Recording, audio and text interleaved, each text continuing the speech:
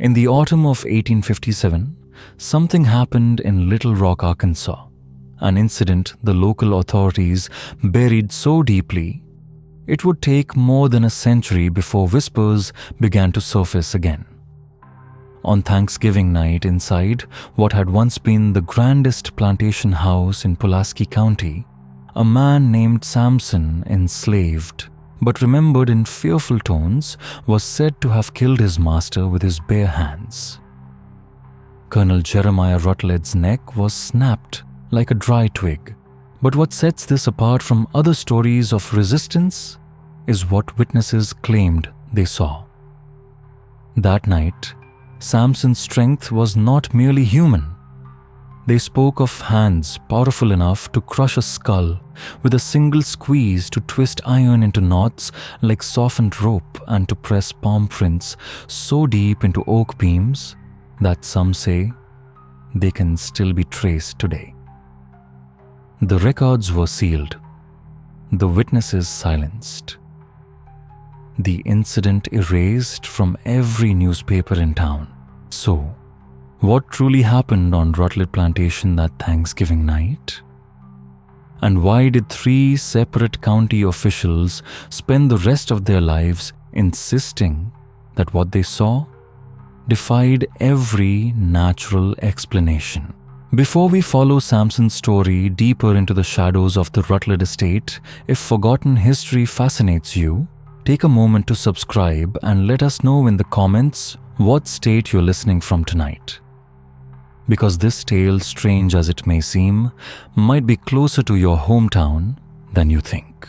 Our story begins in the heart of Arkansas Territory, 20 miles south of Little Rock, where the Arkansas River bent lazily through fertile bottomland soil. So rich it built fortunes in cotton and blood. By 1857, Rutledge Plantation sprawled across more than 3,000 acres, worked by nearly 200 enslaved men, women, and children who lived in the shadow of Colonel Rutledge's Greek Revival mansion. Rutledge himself was a man of sharp contradictions. Born in Massachusetts, trained as a lawyer, he had moved south in his 20s, lured not by inheritance, but by the promise of wealth in cotton speculation. Because he had chosen this life, rather than been born to it, he clung to it with a colder devotion. His cruelty was methodical. He kept ledgers of punishments, breeding charts of his enslaved laborers, and was notorious in Pulaski County for applying a scientific approach to human bondage. The enslaved community at Rutledge Plantation lived in 2 distinct quarters, the field hands in rough-hewn cabins by the river, and the house servants in slightly sturdier dwellings near the main house. It was a world of whispered conversations, secret knowledge, and survival strategies carried from one generation to the next. The older ones remembered a gentler time under Rutledge's predecessor, who had sold out when the colonel arrived with northern money and southern ambition. Among these souls, Samson stood apart, not only for his towering height, 6'4", a giant in his day, but for his history. Rutledge had purchased him 3 years earlier from a failing Louisiana estate. The bill of sale contained unusual remarks, strong constitution, unusual physical capabilities, possible medical anomaly. Buyer assumes all risks. The seller, a Frenchman named Baudreau, seemed almost eager to rid himself of Samson, despite his value as labor. Samson spoke little of his past, but others noticed. He could toil 16 hours in the fields without slowing. He could lift cotton bales that normally required 2 men. His hands, when examined, bore calluses so thick and layered, they seemed more like horn than skin. Jupiter, the plantation blacksmith, whispered that Samson could bend horseshoes barehanded. Yet Samson was careful never to reveal too much when overseers were near. Strength alone did not set him apart. There was a brightness in his eyes, a hidden literacy, a mind clearly shaped by education. Sometimes at night, He was seen scratching symbols in the dirt outside his cabin. Not letters of English, but strange marks that looked like formulas or diagrams belonging to some forgotten science. Colonel Rutledge noticed. And his attention was not merciful. He had heard the rumors, and to him Samson was not just a laborer. He was an experiment, a curiosity, a chance to profit and perhaps to publish. Rutledge fancied himself a man of science, subscribing to phrenology journals and agricultural papers that speculated on human variation. He began what he called strength assessments. In the carriage house away from curious eyes, he recorded Samson's feats in locked leather journals. He made the man lift anvils, hoist tree trunks, and strain against sections of broken machinery. He timed, measured, calculated. Always scribbling, always watching, and the more he measured, the more obsessed he became. The colonel became increasingly fascinated by Samson's apparent ability to work without fatigue, often driving him for hours past the point where ordinary men would collapse. By the fall of 1857, these so-called assessments had taken on a darker character. Rutledge began inviting guests to witness what he proudly called his demonstrations. Wealthy planters from neighboring counties arrived to marvel at the enslaved man who could perform feats that seemed to defy reason. Some contests involved lifting others the bending of iron bars or the breaking of heavy wooden planks with nothing but bare hands. But as Thanksgiving approached, something began to change. The enslaved community noticed at first a tautness in Samson's movements, a distant look in his eyes. It was as though he was quietly calculating. Jupiter the blacksmith would later tell investigators that Samson had begun asking odd questions about the mansion's layout, about Colonel Rutledge's habits, about which servants could move freely through certain rooms. Meanwhile, the colonel prepared for what he intended to be his grandest Thanksgiving celebration yet. More than 40 guests had been invited from as far as Memphis and New Orleans, some lured by the promise of seeing the remarkable specimen themselves. The menu had been planned weeks in advance, delicacies ordered from Baltimore and beyond. Most important of all, Rutledge had promised a special after-dinner demonstration that would astonish his guests and secure his reputation as the most forward-thinking planter in Arkansas. What he did not know was that Samson had been listening. The house servants, ever present yet unseen, overheard conversations about the colonel's plans. Some even glimpsed his private journals left carelessly open in his study. The entries chilled them talk of terminal experiments, ultimate strength thresholds, and acceptable losses in the name of science. As Thanksgiving Day, 1857 dawned, bright and crisp over the Arkansas bottomlands, both men were making final preparations. Neither could know that before night fell, one would be dead and the other would vanish into the wilderness, leaving only rumors and a legacy of questions that would haunt Pulaski County for generations. The morning began like any other Thanksgiving on Rutledge Plantation, though those who paid attention sensed the unease.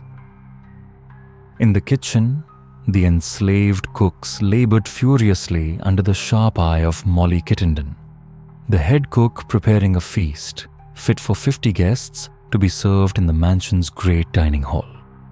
Outside, Samson worked on the grounds arranging tables on the wide wraparound veranda, filling and trimming oil lamps for the evening's entertainment. Yet, those beside him saw the difference. His movements were precise, measured, almost economical. He conserved energy as though saving himself for something yet to come.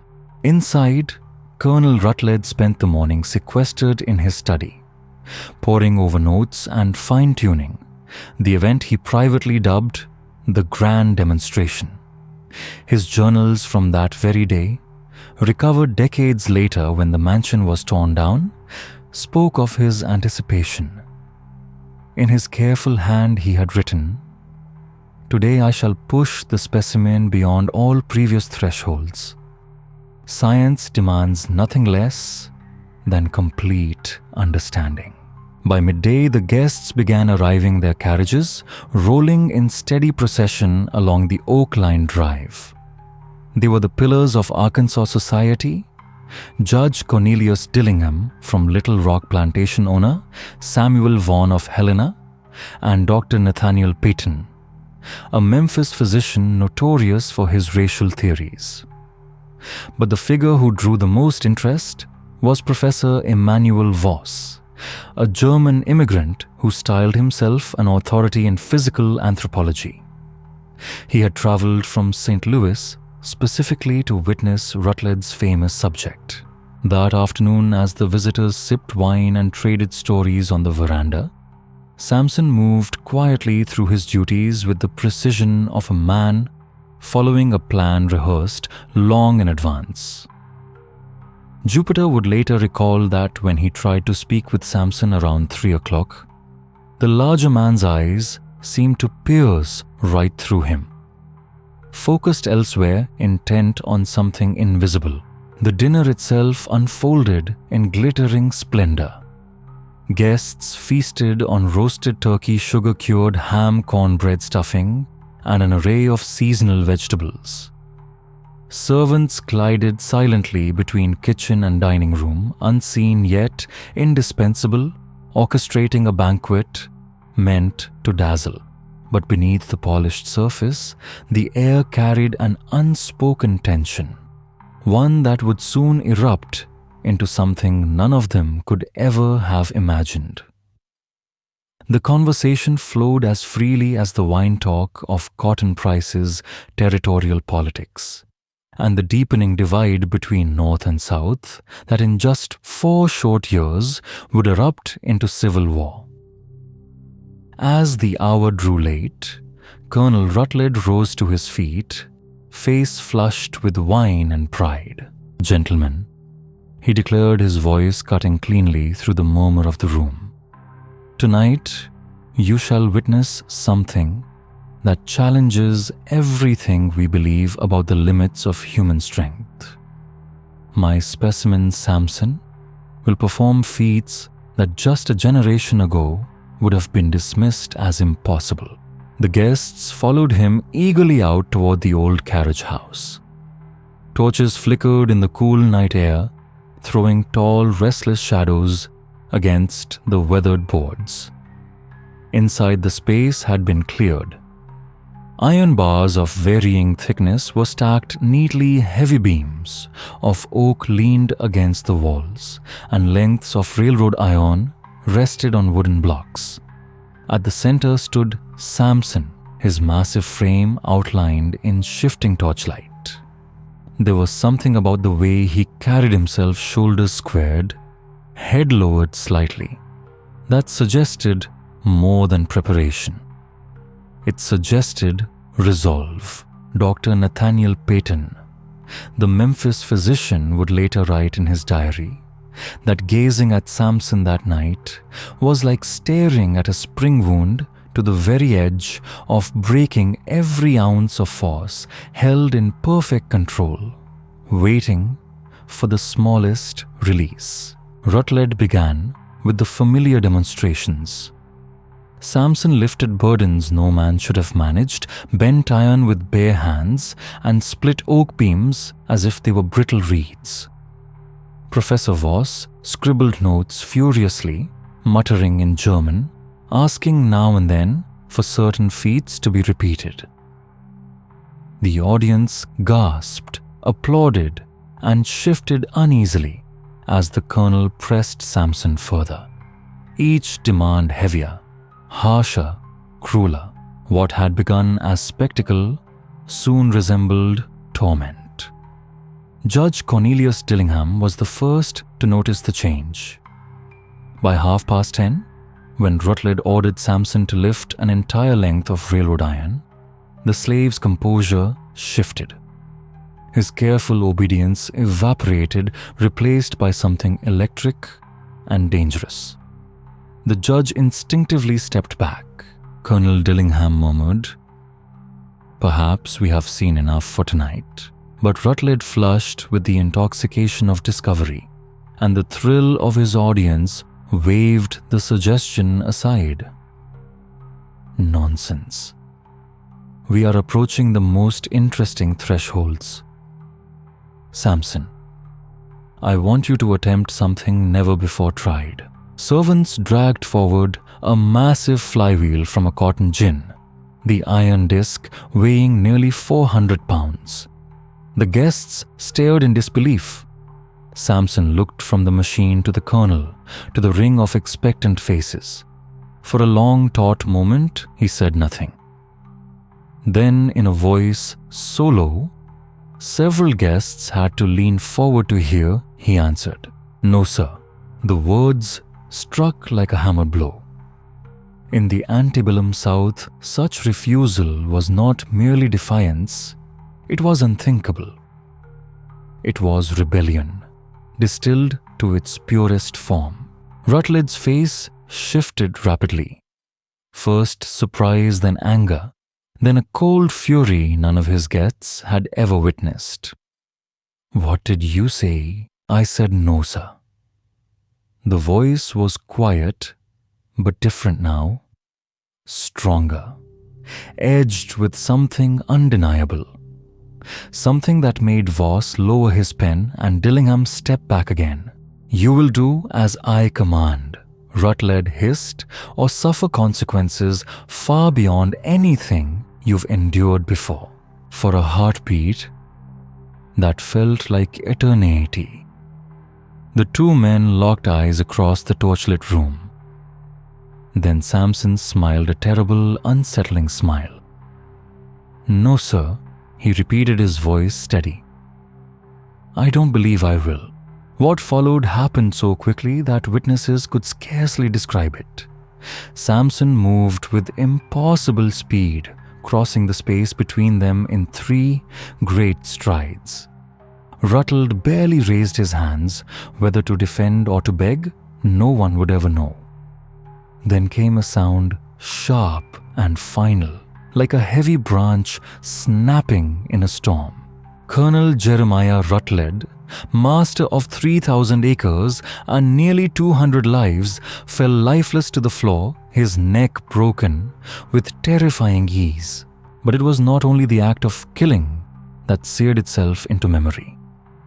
It was the simplicity of it. Samson had ended him as a man might break a stick for kindling. For a breathless instant, time seemed frozen. Samson stood above the body, his hands still curved, as if holding something delicate that had simply given way. Then slowly, he raised his head. His eyes swept across the circle of horrified faces.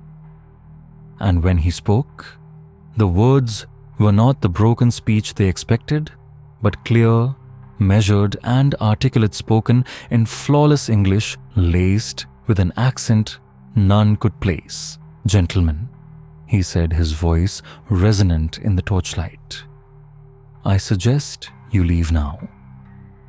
The stampede that followed was anything but dignified.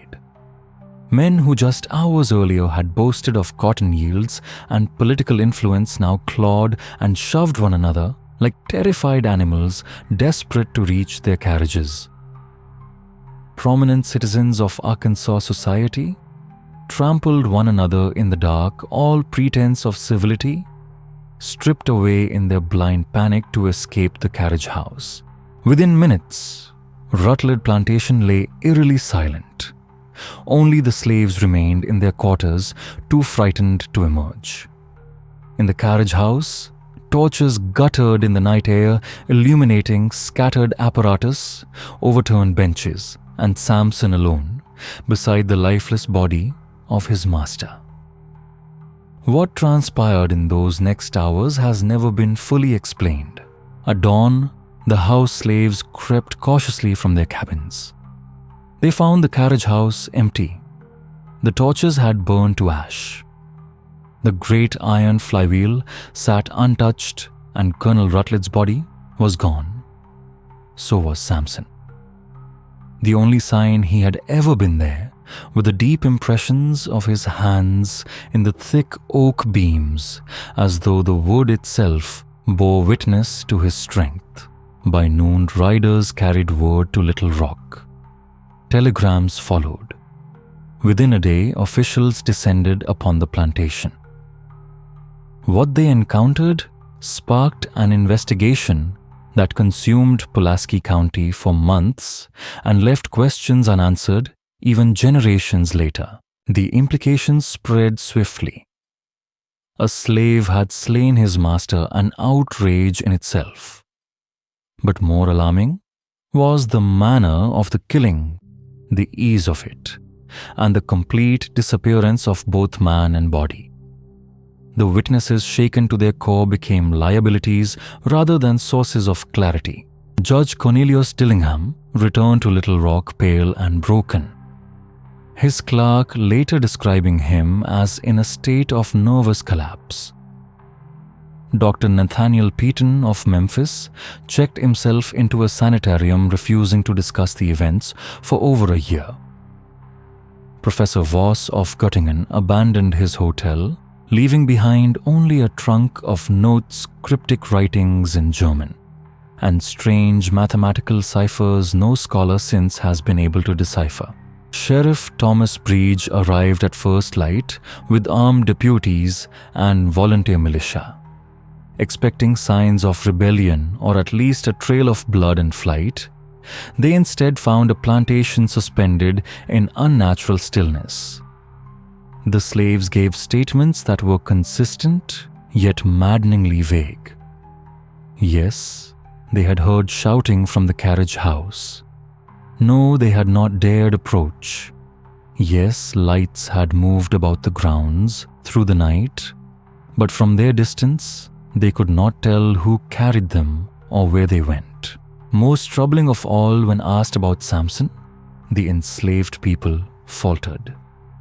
He was tall, they admitted. Strong, certainly. Yet pressed about his daily habits, his temperament, his ties to others on the plantation. Their answers grew evasive, uncertain, as though speaking of a man they barely knew. Only Jupiter the blacksmith offered more. His testimony, however, only deepened the mystery. He was strong. Jupiter confessed his hands twisting nervously, but it weren't the kind of strong a man's meant to be. He could work all day and never tire, but it wasn't natural, like he was powered by something else, something not of us. When pressed, Jupiter added more unsettling details. Sometimes, late at night, Samson could be found scratching figures in the dirt, numbers and symbols unlike any Jupiter recognized. And sometimes he seemed to speak to himself, but not in English. The language was strange, commanding as if he were giving orders to someone unseen. The physical evidence at Rutledge Plantation proved as perplexing as the testimonies. The carriage house bore the marks of the previous night's ordeal. Scattered weights, bent iron bars, shattered beams, but no blood. No footprints marked the damp earth outside, though it should have recorded every step. And most crucially, no body was ever recovered. Sheriff Breege marshaled search parties that scoured the Arkansas bottomlands for miles in every direction. Ponds were dragged, outbuildings searched, rivers and creeks followed for 20 miles.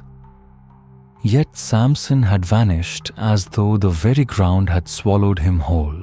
As days became weeks, the search grew frantic. Under mounting pressure from the state's planter elite, Governor Elias Conway authorized a reward of $500 for Samson's capture, a staggering sum that drew bounty hunters from New Orleans, Memphis, and beyond. Posters appeared throughout the territory describing only a large Negro male, approximately 6'4", of unusual strength, answering to the name Samson. Extremely dangerous. Approach with caution. The likeness could have fit 100 men. Then came the strange reports. Bounty hunters whispered of fleeting glimpses. A towering figure gliding through pine forests at night campsites marked by uprooted trees and shattered logs. Signs of inhuman strength. From plantations further afield, rumors filtered in. At Pine Bluff, enslaved people were said to whisper of deliverance of a strong man who would set them free. Near Helena, an overseer abruptly resigned after overhearing what he described as dangerous talk spreading among the quarters.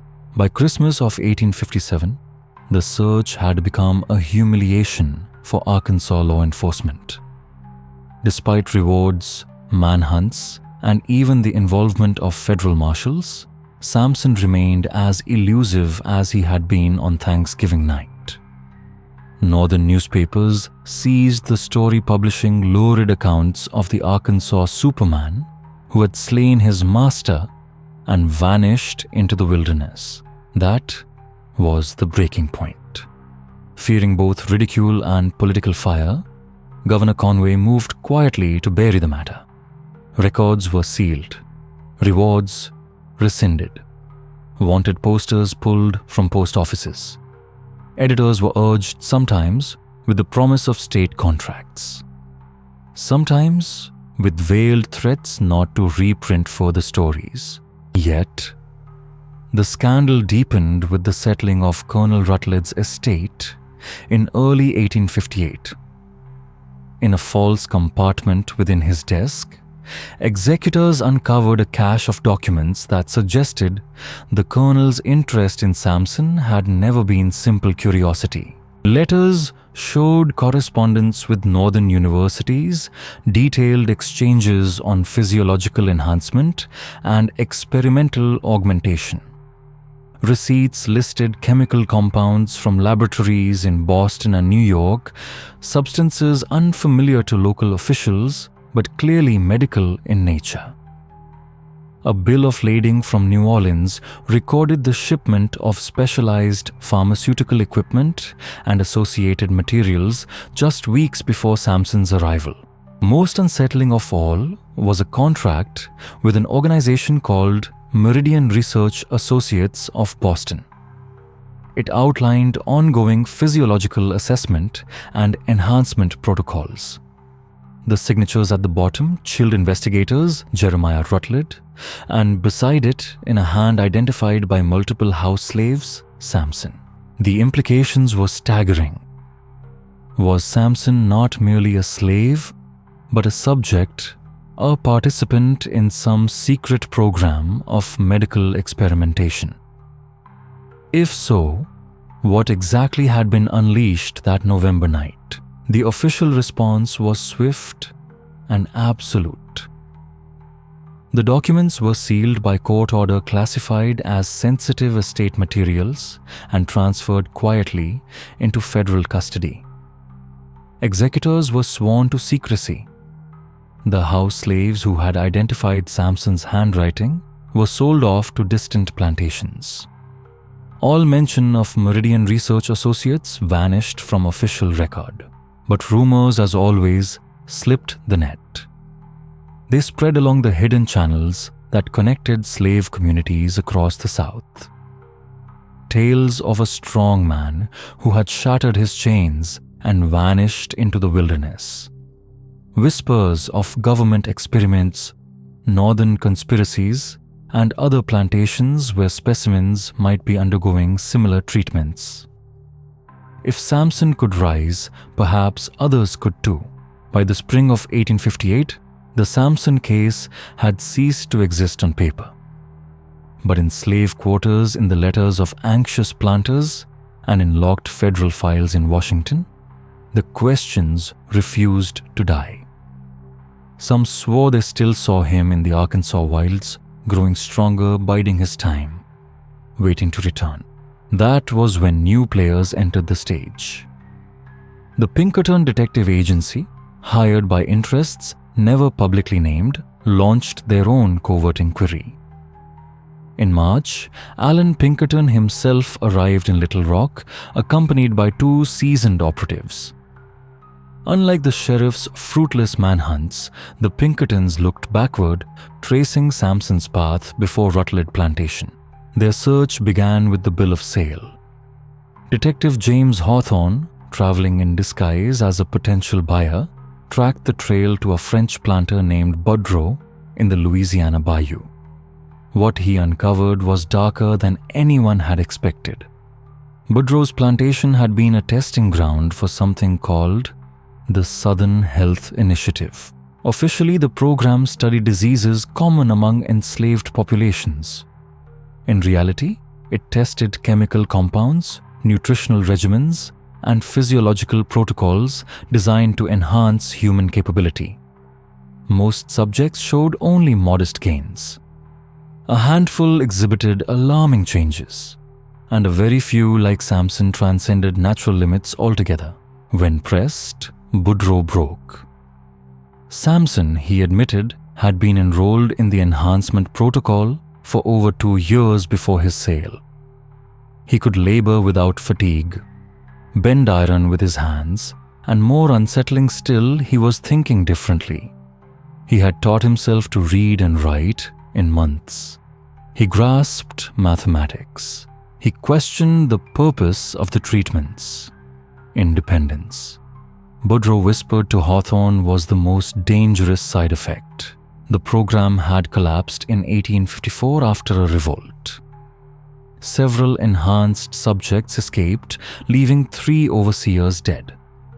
Most were recaptured and quietly disposed of.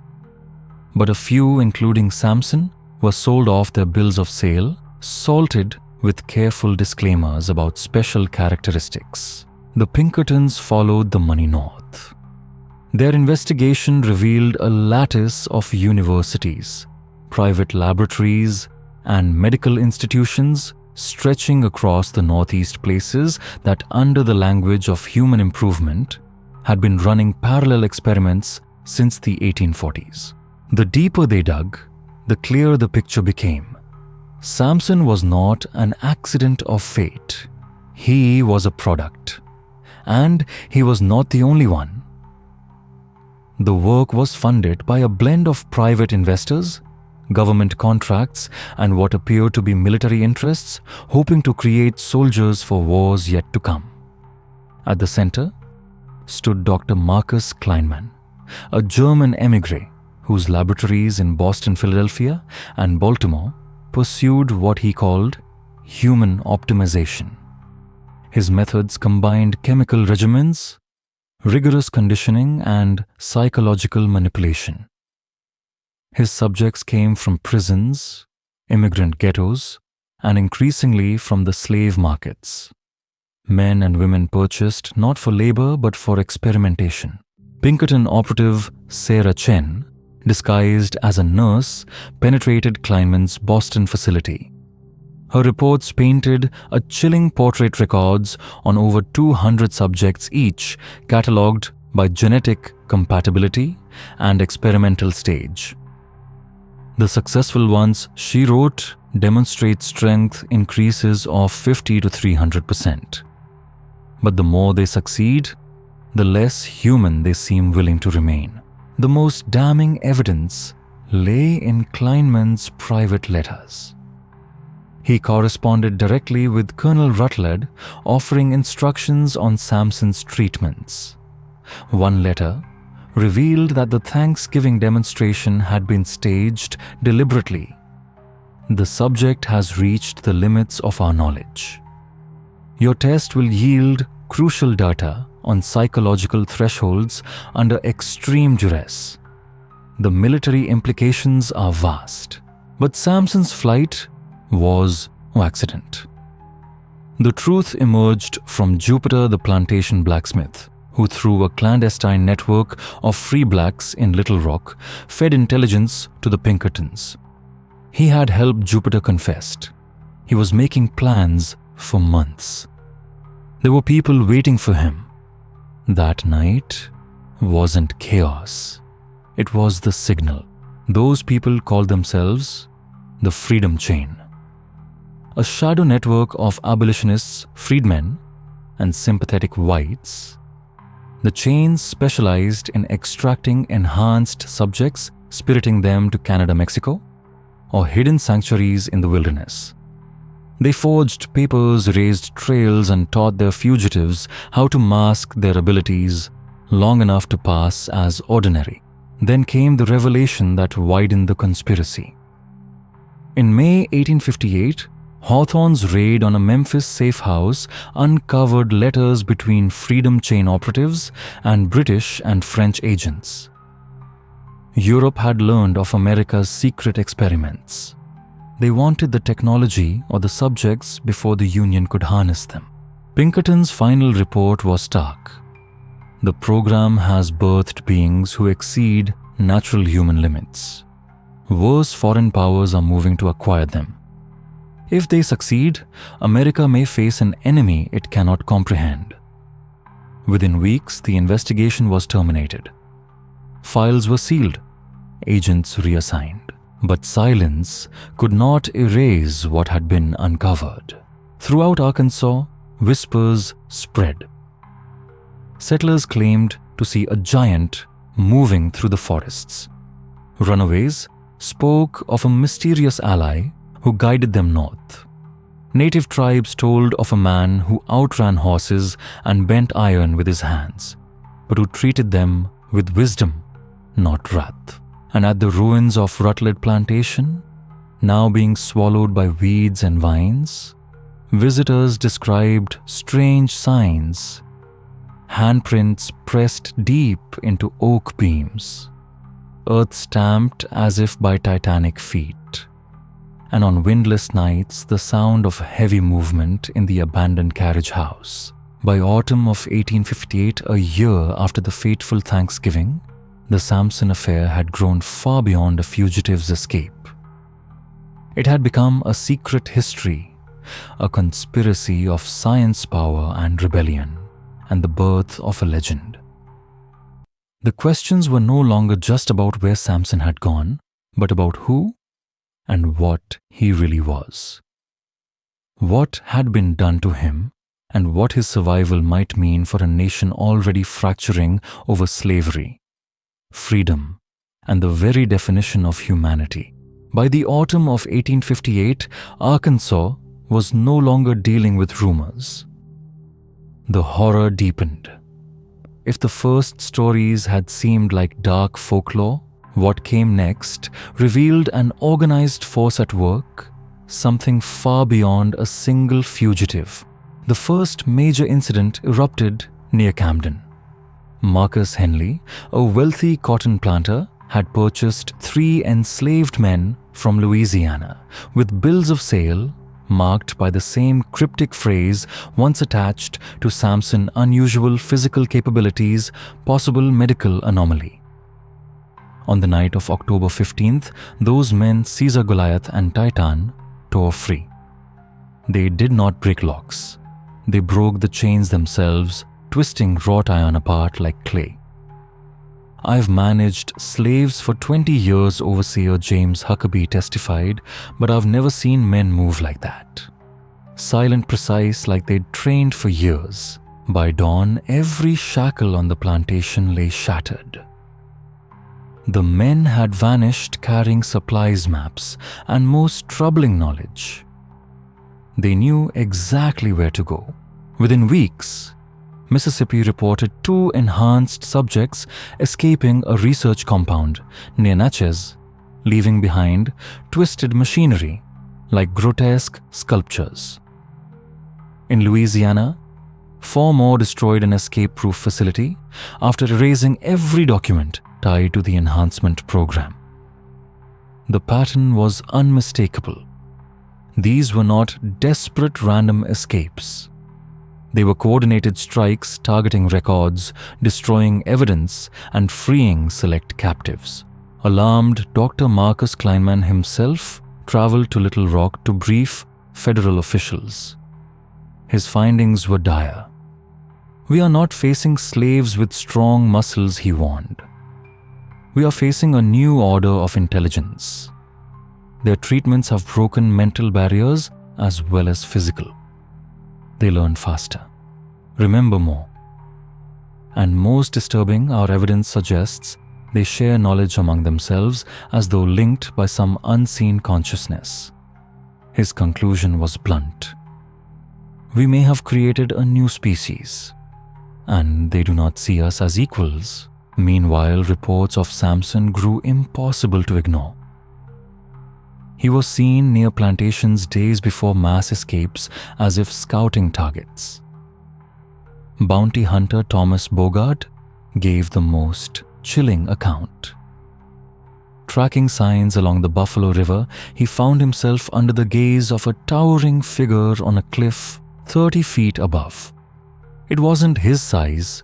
Bogart later swore it was his eyes, calculating, cold, like he was measuring whether I was worth the effort to kill.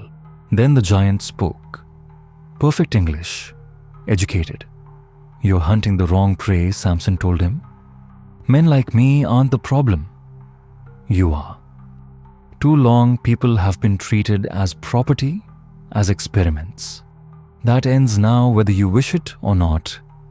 And then stepping back into shadow, he was gone, leaving only handprints pressed deep into solid rock. By December, what officials now called the Samson crisis had reached Washington. President Buchanan received daily briefings. Containment plans were drafted, but no one knew how many enhanced subjects existed or what they were truly capable of. The crisis was no longer about one runaway. It was about control rebellion and the terrifying possibility that the old order of master and slave was being replaced by something far more dangerous, a breed of humanity determined never again to be shackled. The enhancement programs had been carried out in scattered secrecy, each hidden from the others with almost no central records. General Winfield Scott, in a classified memo to the War Department, sounded the alarm. "We may be facing a situation where our own scientific ambitions have birthed a threat we are unprepared to contain. These subjects are not only stronger, they think tactically. If Samson truly directs them, then this is nothing less than an insurgency led by men who are virtually superhuman." The year ended with a nightmare. On New Year's Eve, a facility buried deep in the Cumberland Mountains of eastern Tennessee, so secret even President Buchanan had not been briefed, was overrun. The compound had been experimenting on volunteer soldiers, promised greater strength in return for service. Survivors described the assault as a flawless operation executed with chilling precision. "They struck first at our communications," testified Major William Kittenden. "They moved through the compound like they had trained for it, destroying every research record, freeing the subjects. It was over in less than 2 hours. They didn't kill a single man but made it clear they could have killed us all if they wished. The message they left behind was worse than the attack itself." Carved 2 inches deep into the stone wall of the main laboratory, the chains are broken. The strong shall no longer serve the weak. A new age begins. Below it, the same symbol found at every liberation site, broken shackles. What had begun as scattered escapes was now unmistakable, an organized uprising coordinated across states, led by a figure who had become more legend than man. As 1859 dawned, the Samson crisis loomed larger than slavery itself. These enhanced subjects were not content with freedom. They sought to dismantle the very system of bondage and experimentation that had forged them. Somewhere in the wilderness, Samson and his followers planned what now looked less like rebellion and more like the opening campaign of a war that would challenge the meaning of humanity itself. The storm struck in the spring, not on some frontier, but at the heart of the nation's capital. What began as a routine inquiry into government contracts exploded into the greatest scandal Washington had ever faced. Congressman Joshua Giddings of Ohio, long an abolitionist firebrand, received an anonymous package, hundreds of pages of records, financial ledgers, medical notes, correspondence laying bare the entire enhancement program. It was not confined to the South. It stretched from Louisiana's bayous to Boston's laboratories, built on a hidden web of private investors, military appropriations, and secret contracts.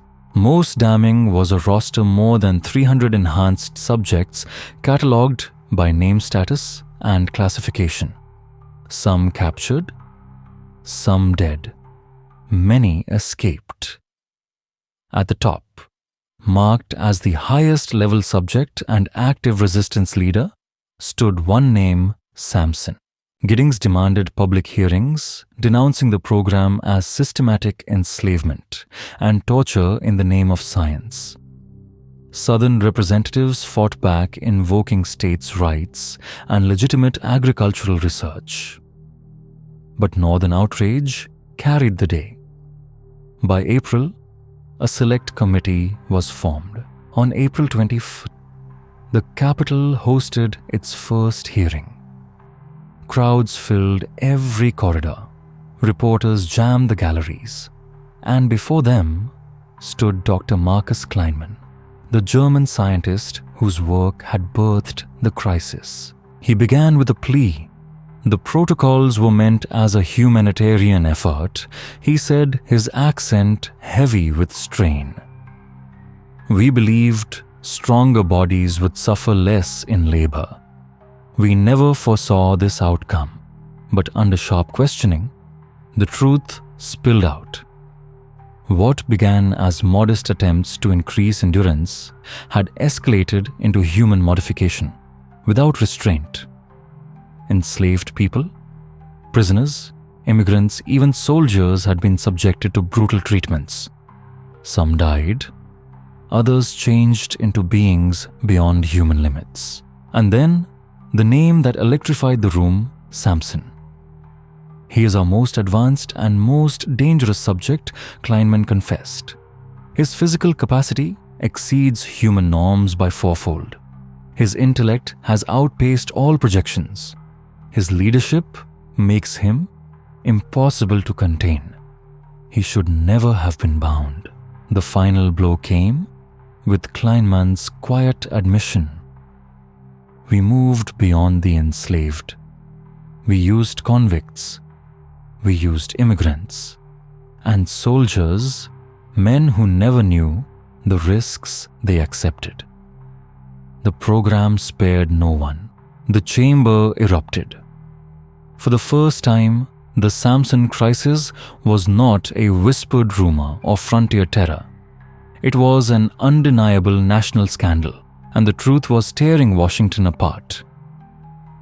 The enhancement program, first rationalized as scientific research upon the already enslaved, had metastasized into something far darker, a system of experimentation that shredded every principle of ethics, medicine, and human dignity.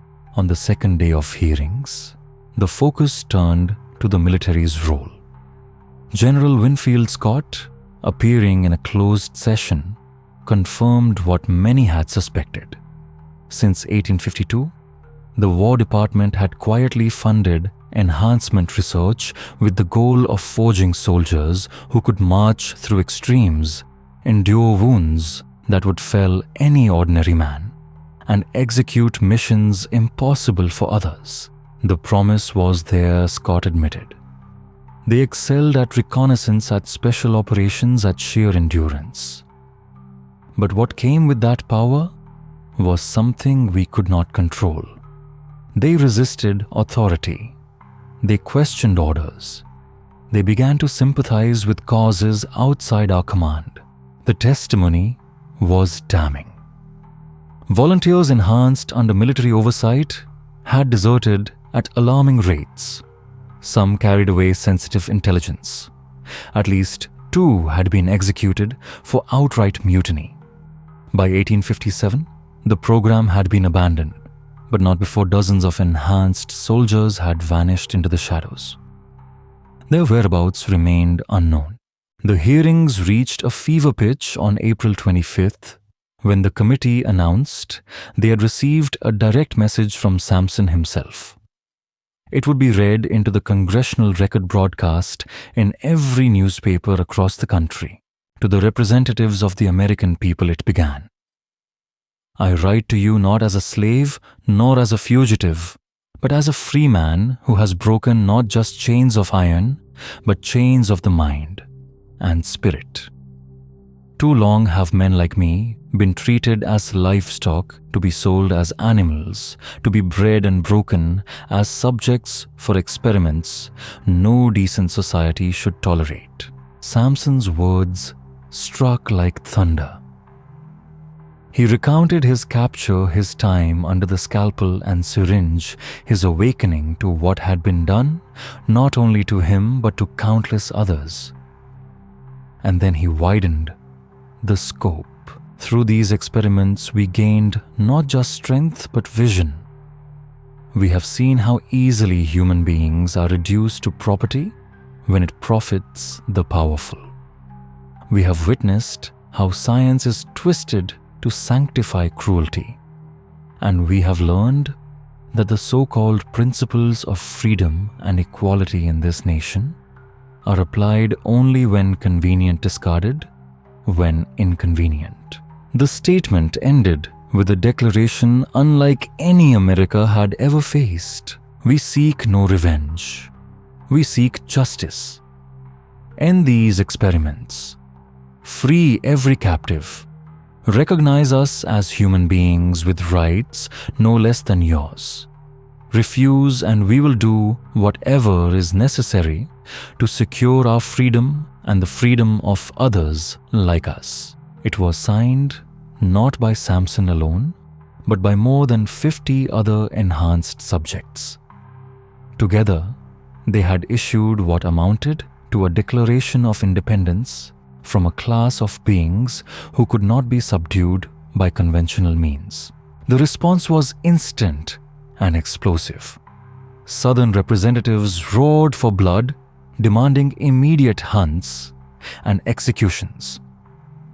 Northerners already sympathetic to abolition argued that the enhanced demands were just even if the men behind them were terrifying. The Samson crisis had now cleaved the Union deeper, sharpening the march towards civil war. President Buchanan, caught between factions, authorized the most sweeping domestic manhunt in American history. Military patrols combed the countryside. Bounties reached record sums. A new federal task force was commissioned to track, capture, or kill what officials now called enhanced insurgents. Yet, even as the dragnet tightened, reports arrived that chilled officials more than any frontier raid. Samson's people were no longer hiding. They were appearing near cities: Washington, Philadelphia, New York, Charleston, observing barracks, mapping arsenals, shadowing laboratories. The war had moved into the open. And then, on May 15, 1859, the impossible happened. Samson himself appeared in Washington, D.C. He did not slink through alleys or move by night. He walked openly down Pennsylvania Avenue, towering over the crowds, his presence unmistakable. Witnesses swore he moved with the calm certainty of a man who feared nothing, not capture, not death, nor the full might of the US Army. His destination was unmistakable. The capital itself, where he requested audience with the very committee investigating the horrors that had created him. The request for Samson's appearance before Congress was summarily denied. To the government, he was still a fugitive slave accused of murder, not a political representative. Yet his very presence at the heart of the Republic shattered illusions. The enhanced subjects were no longer shadows fleeing in the night. They had become a movement capable of confronting their creators face to face. Samson's appearance ended without bloodshed, but not without consequence. Before vanishing from the capital as suddenly as he had arrived, he carved into the capitol steps words that would outlive the marble itself. The experiment is over. The specimens have become the scientists. The gouges stood as both threat and prophecy. The Samson crisis had reached its zenith. From that point forward, the government no longer faced scattered fugitives, it faced a people organized and unafraid. Yet resolution did not come with armies clashing in the streets. It came through shadow channels, secret negotiations carried out in boarding houses, private parlors, and coded correspondences. By June of 1859, with the nation already trembling on the brink of civil war, President Buchanan authorized Secretary of War John Floyd to explore alternatives to open conflict. Buchanan knew that a military campaign against the enhanced would bleed the army white and expose the darkest secrets of the Republic. Thus began the hidden diplomacy that produced what insiders would later whisper of as the Washington Compact, a pact never recorded in official ledgers, never debated in Congress, yet binding upon the government for generations. Samson's terms relayed through abolitionist intermediaries and sympathetic officials were as pragmatic as they were radical. They demanded the immediate termination of all human enhancement programs, the destruction of every record and research archive tied to the experiments, legal amnesty, new identities and financial provisions for those who wished to live quietly among ordinary citizens, and most unprecedented of all, the establishment of a separate territory in Alaska, then Russian soil, where enhanced individuals could build lives apart, free from the control of the United States. The arrangement required delicate coordination with Russian officials eager to cultivate goodwill in advance of any future sale of Alaska. Behind the scenes, physicians like Dr. Marcus Kleinman granted immunity in exchange for cooperation, furnished medical protocols that allowed some enhanced subjects to diminish their abilities, easing their passage into normal life. Others declined the treatment, choosing instead the wilderness and self-rule in the far north. By August 1859, the compact was in motion. Enhanced individuals across the country were given stark choices: integration under assumed identities or exile to the Alaskan frontier. Samson himself chose exile, though not before ensuring that his people had genuine freedom to decide their futures. His final letter to federal negotiators, preserved only in secret War Department files, closed with words that captured both his pragmatism and vision. "I will not live among those who see us as property or weapons, but neither will I bring needless suffering upon the innocent." This compact is not victory for one side, nor defeat for the other. It is survival with dignity. May future generations remember, not the horrors that created us, but the wisdom to end them. The public was told none of this. The congressional inquiry was quietly shelved, replaced with an anodyne report about irregularities in medical research. Kleinman and others were reassigned to obscure posts stripped of human test subjects. The enhanced who chose integration disappeared into small towns and farms, building unremarkable lives under borrowed names. A few became silent pillars of the Underground Railroad. Their gifts turned to liberating others from chains. And in Alaska, far from newspapers beyond the reach of history books, a hidden colony of the enhanced began to take shape. Samson walked among them no longer. A fugitive, no longer an experiment, but a leader of a people who had refused to remain either slaves or monsters. The Washington Compact was never acknowledged, but its shadow stretched into the future, haunting every debate over science power and the meaning of freedom in a nation already drifting towards civil war.